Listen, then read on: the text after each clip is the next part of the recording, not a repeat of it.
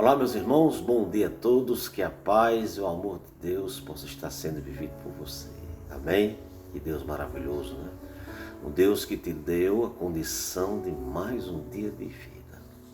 Será que tem propósito para você no dia de hoje? Quantas pessoas não acordaram hoje? Imaginável contar aqui, não é? Saber desses números. Mas sabemos que a cada 2 segundos morrem pessoas de fome no mundo. Outros morrem por doença, não é? Termináveis. Outros morrem por acidentes. Você tem que cantar a vitória, porque Deus te deu o dom da vida em mais um dia. Quando eu venho aqui falar um pouco da palavra de Deus, não é uma placa de igreja, não é de mim. Quem sou eu? O que significa a minha vida para você? Zero. Você não tem nada a ver com meus atos favoráveis ou desfavoráveis. O que eu trago aqui é sobre o que Deus tem para mim, para você. A diferença é que eu estou numa condição de multiplicar, de compartilhar o que vem do alto, que está aqui em linhas escritas na palavra de Deus. E eu sei que você é um bom cristão. Eu sei que você ama a Deus como qualquer outra pessoa que está dentro da igreja ativamente. Mas muitas vezes estamos aí buscando aquilo que nos conforta. Estamos buscando aquilo que para estar em Deus não precisa de sacrifício. Talvez esteja buscando Deus para prosperar, para uma cura, para um milagre, não é? O que é que tem se aplicado tanto aí? Estamos vivendo num mundo onde há um Deus coach, não é? E nessa introdução, hoje em dia tem muitos, né, tem pregado um evangelho onde, olha só, tudo é permitido, nada será julgado. Por quê? Porque nós temos um Deus que é amor. Quer dizer que o Deus do passado, ele mudou o seu princípio. Quer dizer que o Deus de hoje, ele se atualizou, teve um reset aí, e ele agora vai de acordo com a ciência e a nova tecnologia, não é? Um Deus que me permite fazer o que eu quiser, e que mesmo assim não tenho contas a prestar. É o que você vê, os coaches da vida aí. Só prega prosperidade, que você em Deus você vai prosperar, você não vai passar por sacrifício, você não vai passar por situações difíceis. Joga para você. Infelizmente, joga para você a ideia de um Deus que só quer nos ver bem e confortáveis.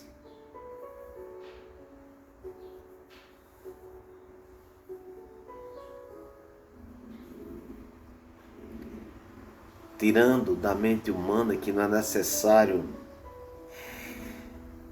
existir sacrifício espiritual para todos aqueles que nele creem.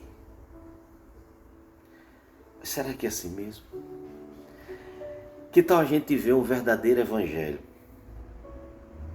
Não sobre performance e conforto. Poxa vida, quando nós vemos no Evangelho, gente, abre a tua mente aqui, pelo menos 2 segundos. Cristo não tinha onde pôr a cabeça.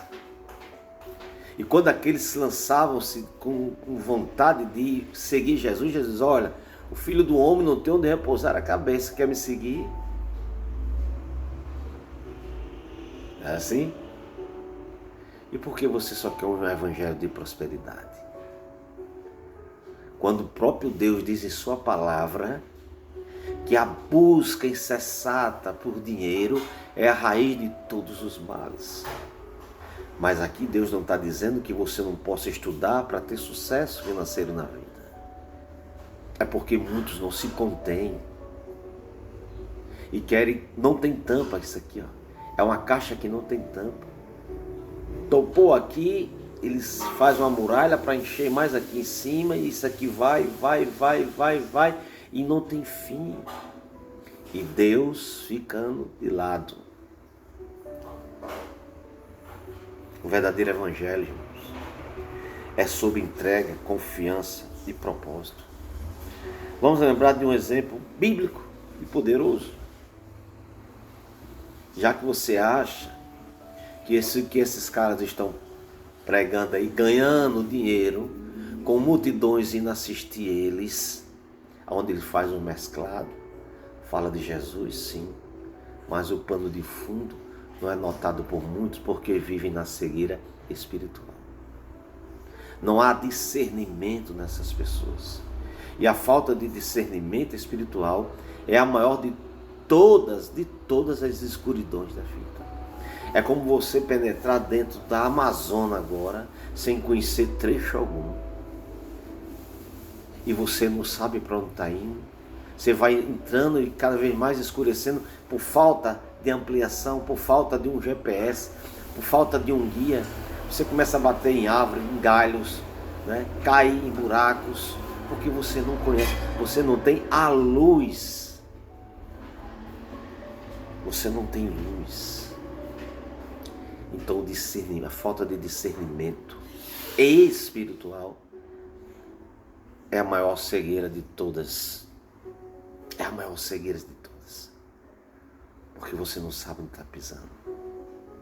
Você não conhece o que vem. Você não sabe se é verdadeira doutrina ou é falsa doutrina. Vamos lá, por exemplo. Jó era fiel e justo, irrepreensível, e mesmo assim sofreu. Jó era justo, fiel. Deus diz a Satanás: não há homem reto igual a ele na terra.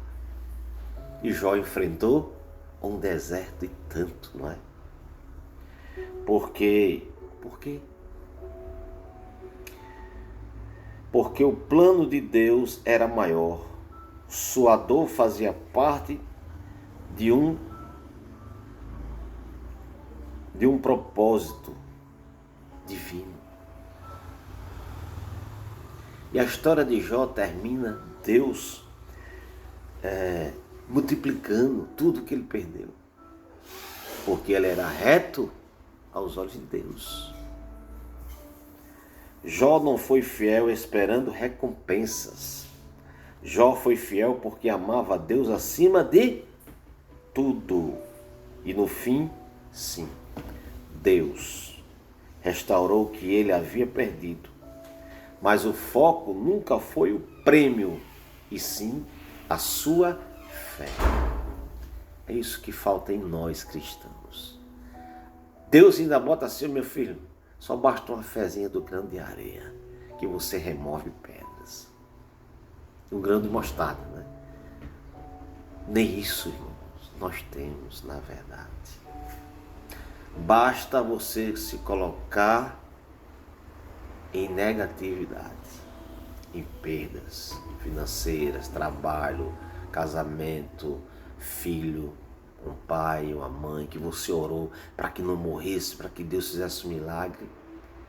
Começa a sair fagulhas da fé que devia existir, começa a enfraquecer. E isso não é ignorância, isso tem ocorrido e testemunhos na vida de muitas pessoas que largou esse Deus porque o filho morreu, porque o pai não escapou. Isso é o cristianismo que nós estamos vivendo. Nós estamos sendo enfeites nas igrejas. Estamos indo para mostrar aos ateus que somos cristãos, que cremos num Deus além dessas nuvens que não conseguimos ver. Mas não tem vivido a essência do Evangelho, que é necessário viver para ter acesso ao céu, para ter um encontro com Cristo naquele grandioso dia que Ele está por vir. Meu amigo, você pode entrar na fileira de comprar pipoca, mas na fileira para os céus é o anjo. São os anjos todos que vêm buscar nos 4 pontos cardeais os eleitos de Deus. Aí nessa fileira, meu amigo, se você está vivendo em arrependimento, enquanto o mundo diz que tudo pode, veja o que diz a Bíblia em Lucas capítulo 9, verso 23. É assim que estão pregando para você, que tudo pode, que não há julgamento algum, porque Deus é amor. Lucas 9, verso 23 diz logo para nós assim. Aqui em destaque está assim: o discípulo de Jesus deve levar a sua cruz. Começa a peso aqui. Dizia a todos: se alguém quer vir após mim, a si mesmo se negue, dia a dia, tome a sua cruz e siga-me. Negue-se a si mesmo. Isso é um chamado, irmão, para nos esvaziar do nosso eu, que envergonha a Deus. Para se esvaziar do nosso eu, onde não há aprovação por parte de Deus. Você pode viver assim? Lógico que pode, a vida é sua. Mas você não vai fazer parte de um grupo chamado eleitos, nação santa, sacerdócio real.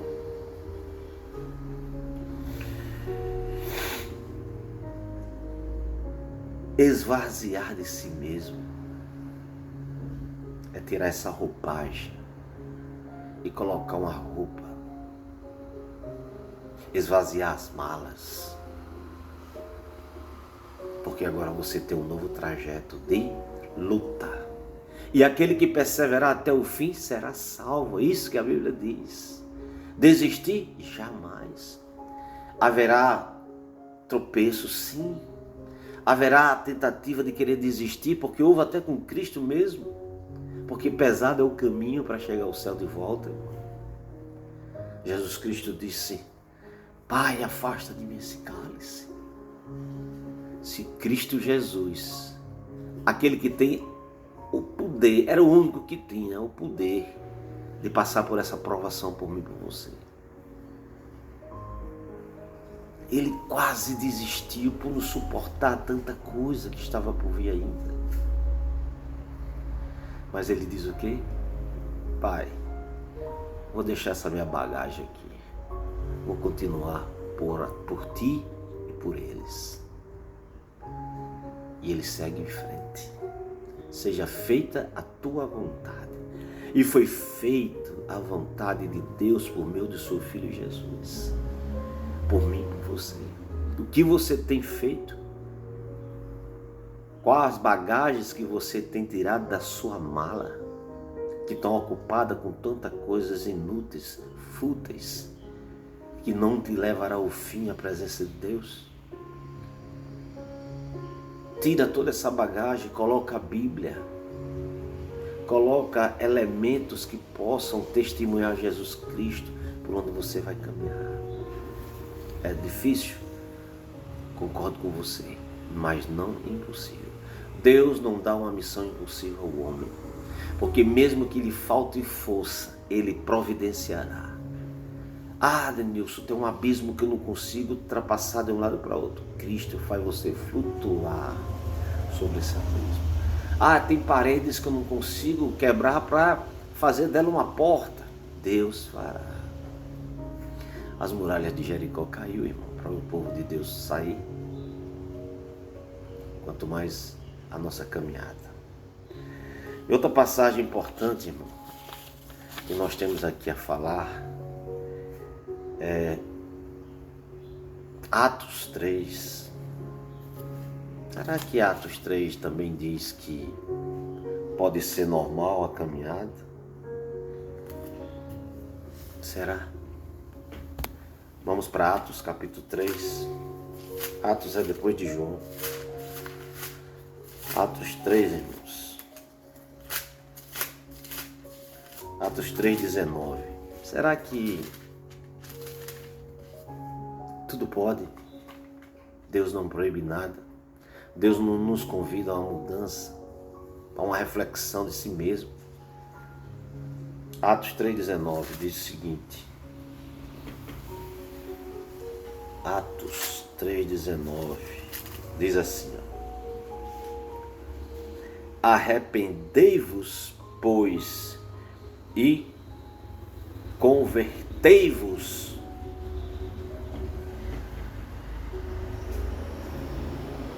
para serem cancelados os vossos pecados.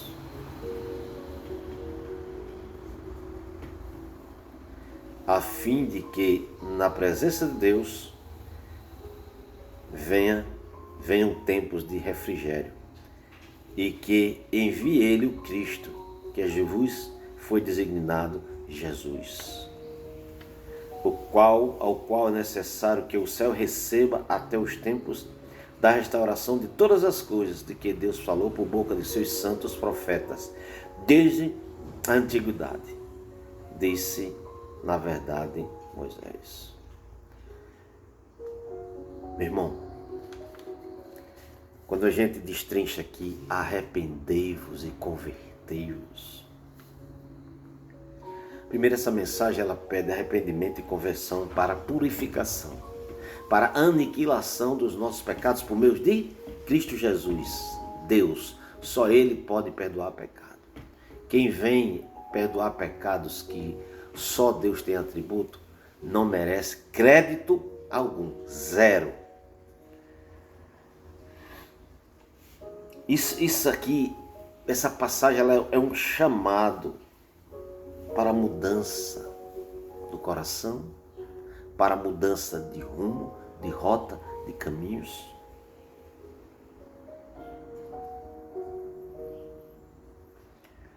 Para se afastar dos pecados.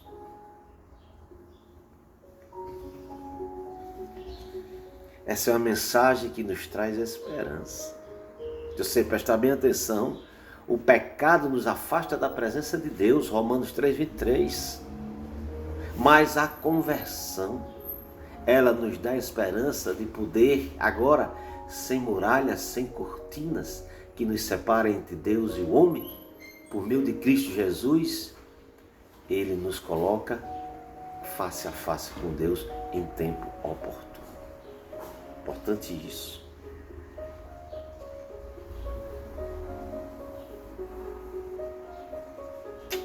Tempos de refrigério nós teremos. Restauração e bênção. Através de Jesus Cristo, o Messias, que significa o líder escolhido, o libertador. Então, quando você vê muitas pessoas indo nesses cultos, preste atenção, que elas querem um evangelho diferente. Mas Paulo em Gálatas 1, verso 6 em diante, ele diz que se alguém pregar um evangelho diferente do que foi pregado, é anátema. O que é isso? É maldição. Você não estaria seguindo a Cristo, sim a homens. E qual lucro você terá no fim seguindo a homens? Essa é a sua parte. Reflita nisso. Aqueles que querem estar um dia na presença de Deus têm que seguir a Cristo, porque Ele diz, eu sou o caminho e a verdade e a vida. Ninguém virá ao Pai senão por mim. Amém? Vamos orar? Vamos agradecer a Deus. Querido Deus, Pai maravilhoso, obrigado, Senhor, por mais um dia, pela oportunidade que o Senhor nos concede de retratação, de conversão, de arrependimento, para que possamos fazer parte da Tua linhagem. Nos ajuda a negar-se a si mesmo e que o Senhor venha fazer morada na nossa vida e no nosso coração. Essa é a oração, a nossa oração e o nosso agradecimento pelo doce nome de Jesus Cristo, nosso libertador e salvador. Amém. Grande abraço, que Deus lhe dê um dia na presença do Senhor. Amém.